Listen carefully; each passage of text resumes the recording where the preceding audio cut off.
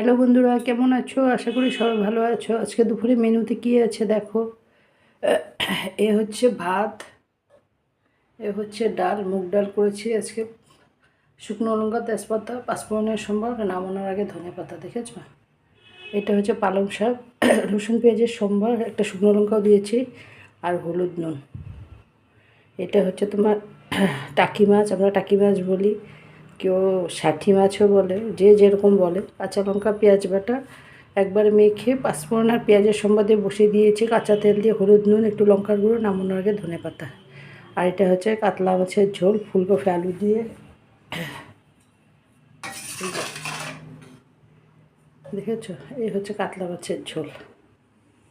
ঠিক আছে, এটাতে কাঁচা লঙ্কা, পেঁয়াজ, একটু জিরে, একটু আদা, পাঁচফোড়ন, তেজপাতা, সম্বার, ফুলকপি আর মাছটাকে ভেজে তুলে নিয়েছি, কড়াইতে তেল দিয়ে পাঁচফোড়ন